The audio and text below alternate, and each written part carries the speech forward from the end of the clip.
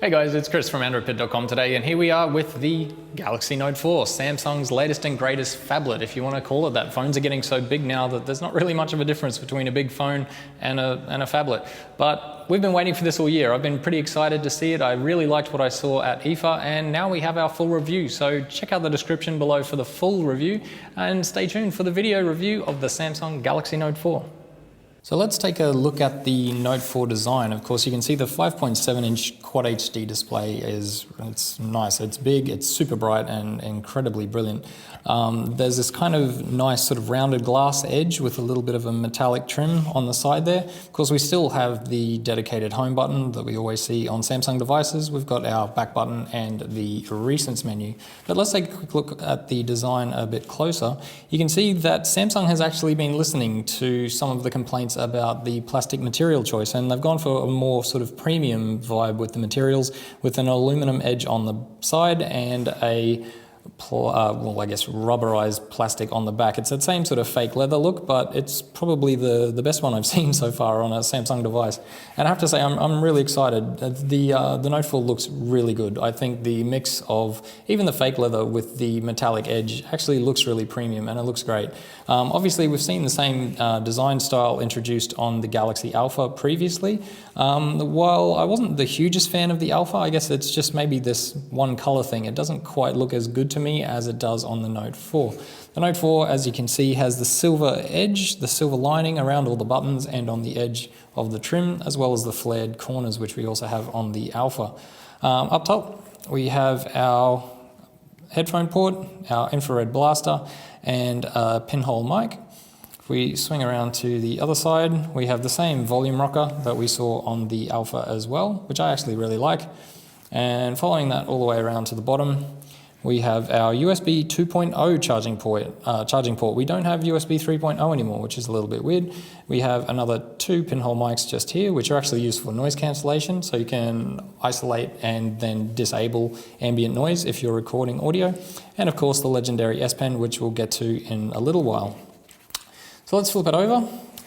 On the back, we have our speaker placement in familiar place, of course. We have our LED flash and the heart rate sensor right below the 16 megapixel ISOCELL sensor.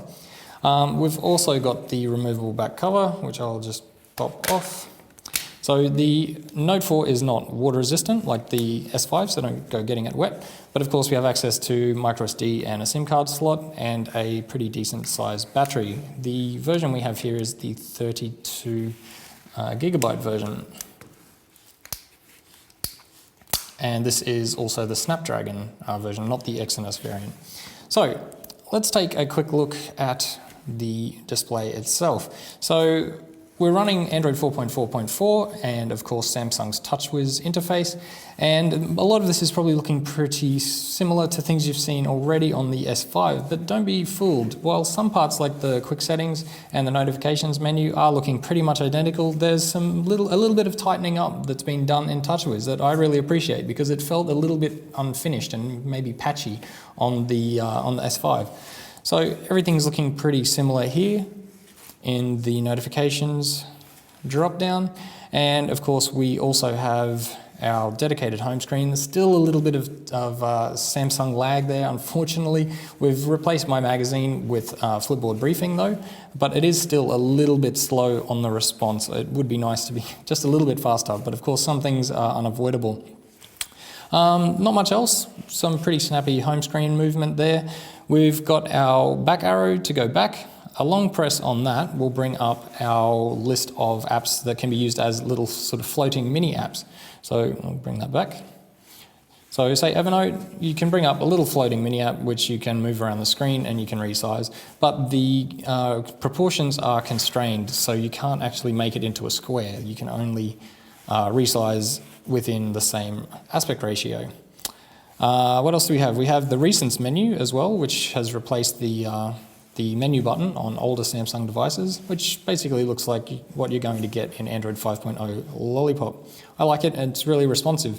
One of the other things you'll notice too is this little icon up here, which basically is to let you know which of these apps, not most of these, which apps can be opened into multi-screen mode. multi-window mode. So we've got our browser there, and we can then open our gallery, and we have dual screen multitasking at its finest. So let's go back and back again. We don't need that. Okay, so a long press on the recents will bring up your home screen management tool.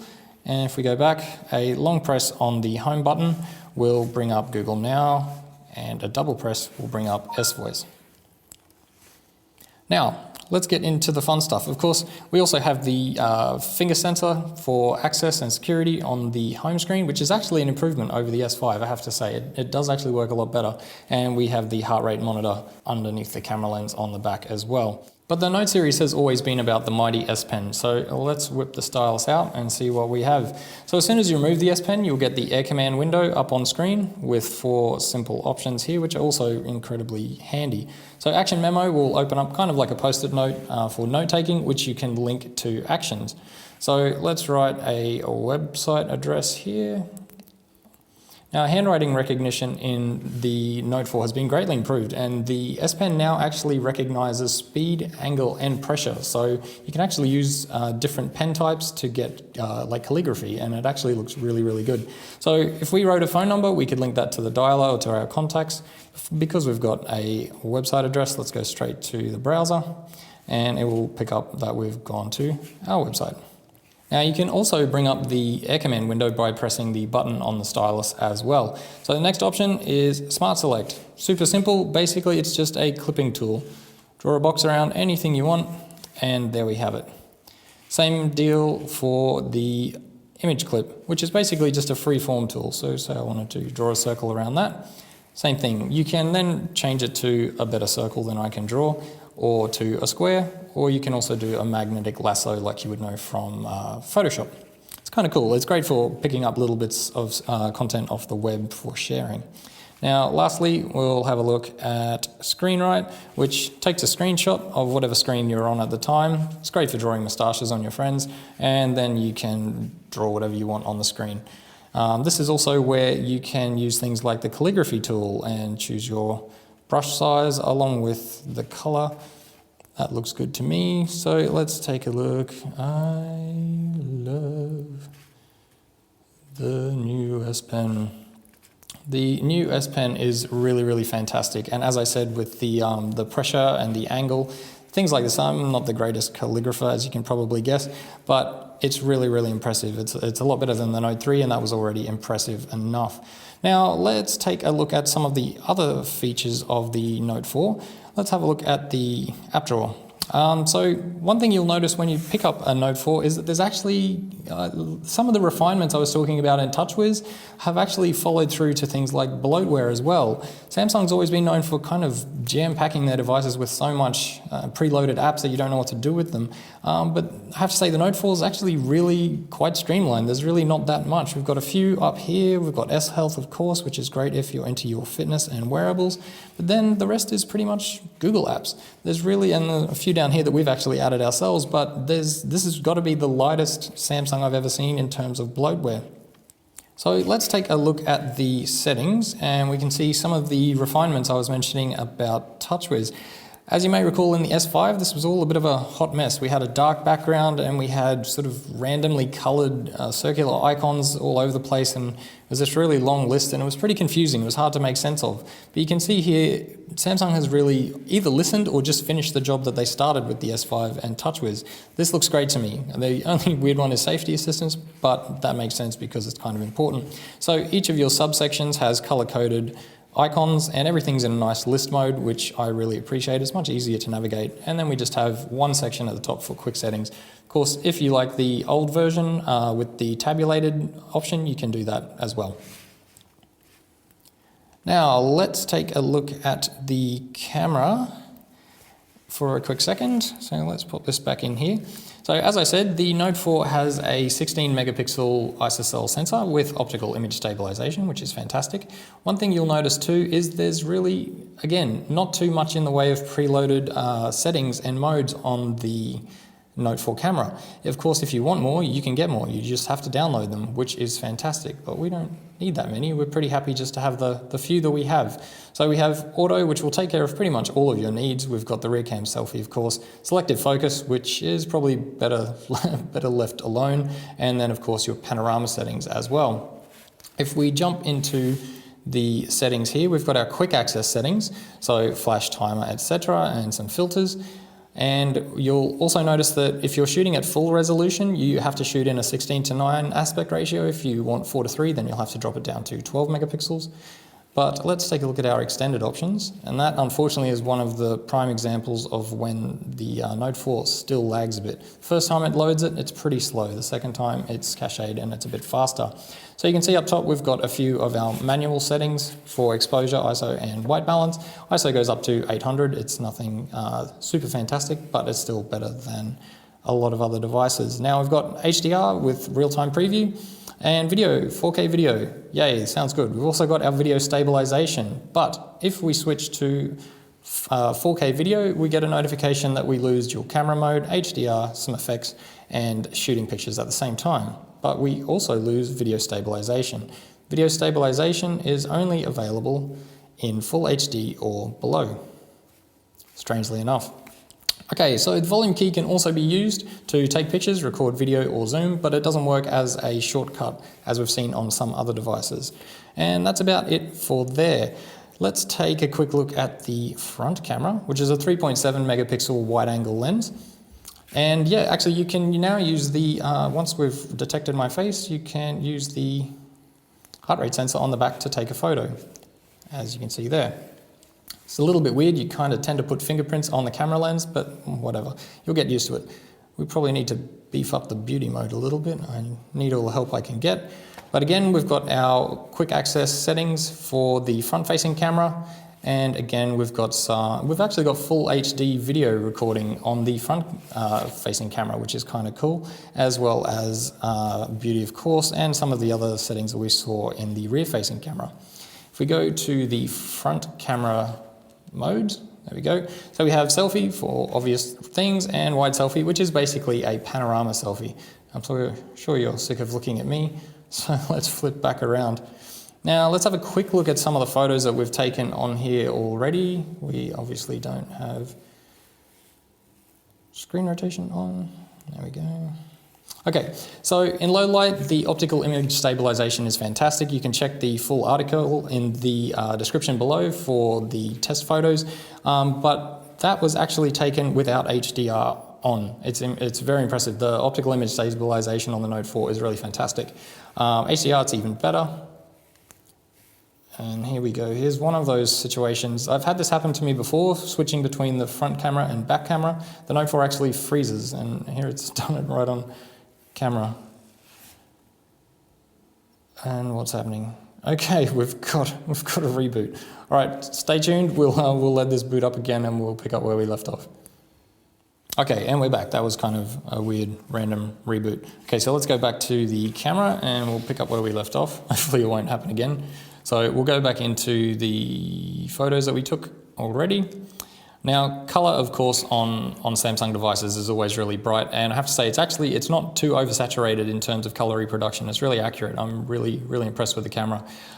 We've got some HDR and normal shots, so that's normal and that's HDR. You can see the clouds in the sky. Again, check out the full resolution photos in the description below.